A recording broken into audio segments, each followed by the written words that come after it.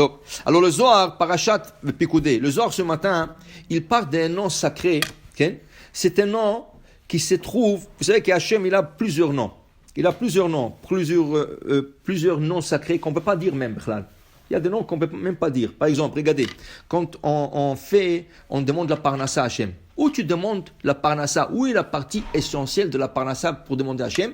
C'est dans le verset Poteah et Yadecha. Dans le Poteah et Yadecha, il y a là-bas deux noms qui emmènent la parnassa du jour pour la personne. Tu le dis 3 fois par jour pour assurer ta parnassa. On dit que c'est lui qui n'a pas dit ce kavana, il n'a pas fait cette kavana, il risque de ce jour-là au niveau de la parnassa qui ne va pas bien. Alors, ce nom, on ne peut même pas le dire. On est obligé rien que de le penser.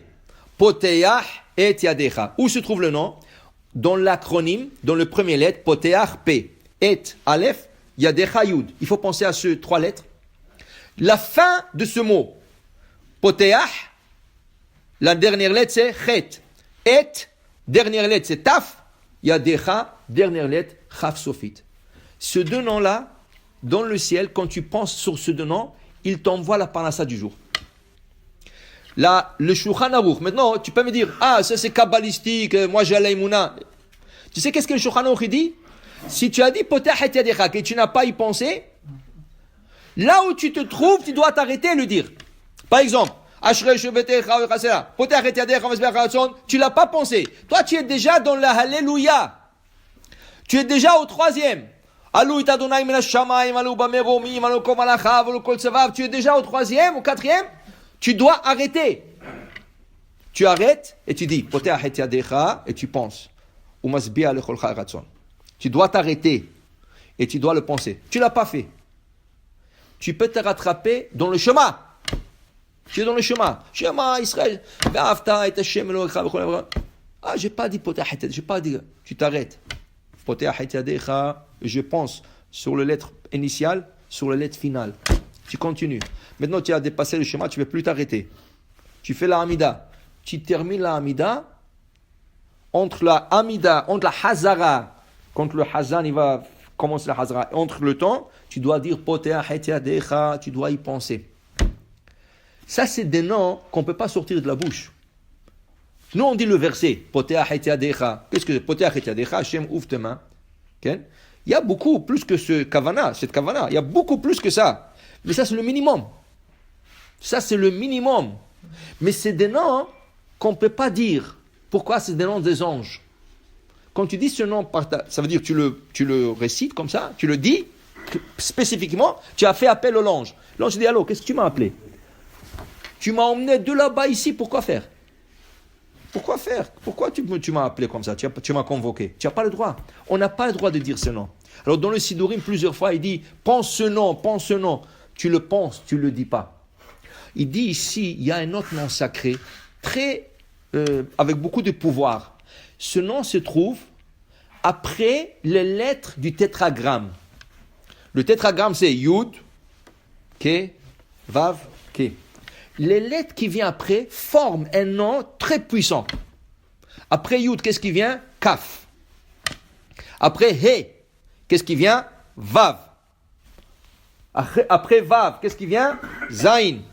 Et après He, qu'est-ce qui vient? Vav. Ces 4 lettres qui viennent après Yud, Ke, Vav, Ke, c'est un nom très puissant d'ici, dit le Zohar. Vous savez, on le met dans la mezouza. Regarde les mezouza. Si tu n'as jamais la chance de prendre une mezouza, regarde qu'est-ce qui est écrit derrière la mezouza. Pas dans la mezouza. Dans la mezouza, c'est le chemin.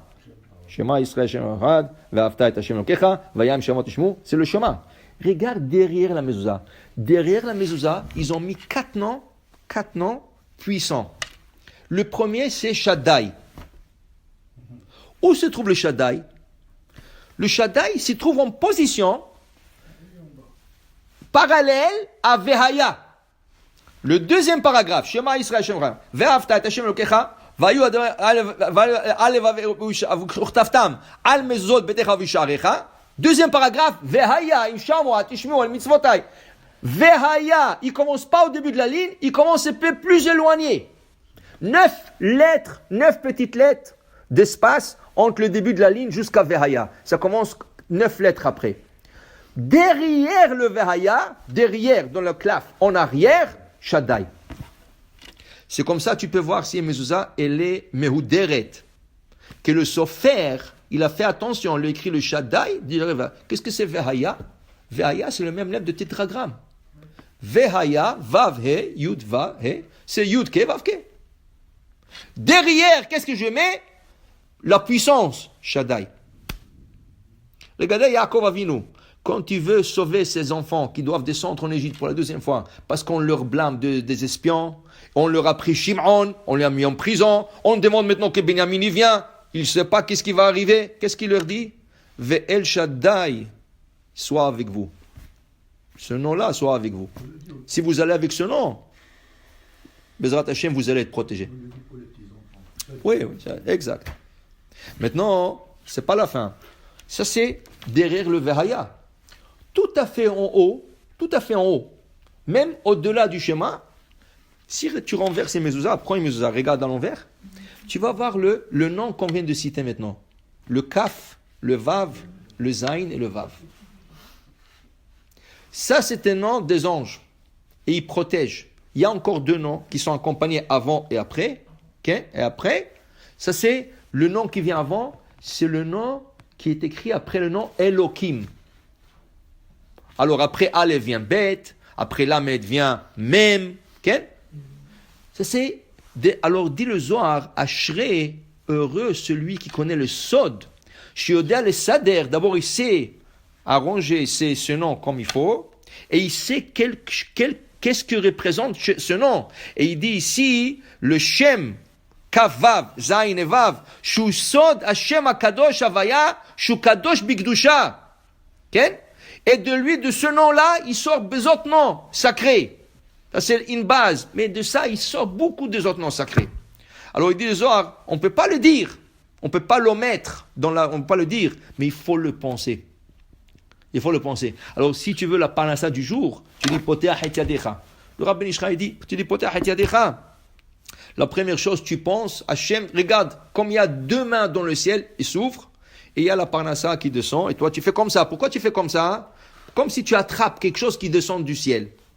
Ça c'est rien que pour faire une image, que comme quoi tu es prêt à accepter, à recevoir la parnassa. Mais le nom, Potea Hetyadecha, le première lettre, Potea Hetyadecha, et la dernière lettre de ce mot, il faut avoir la kavana. C'est ça qui va te donner la parnassa du jour. Alors pourquoi ils l'ont fait 3 fois par jour? En cas où tu l'as raté shachrit au complet, tu as minha. Tu as deuxième fois au shachrit, deuxième fois au shachrit. En cas où le shachrit au complet, tu l'as perdu, ni au début, ni après, ni au Balitzion, avant le Balitzion, tu as oublié, tu as minha. Ils l'ont fait 3 fois, pour que sur le 3, au moins une. Mais si tu as fait 3, ashrecha matov chelkecha. Baruch Adonai le'olam, amen.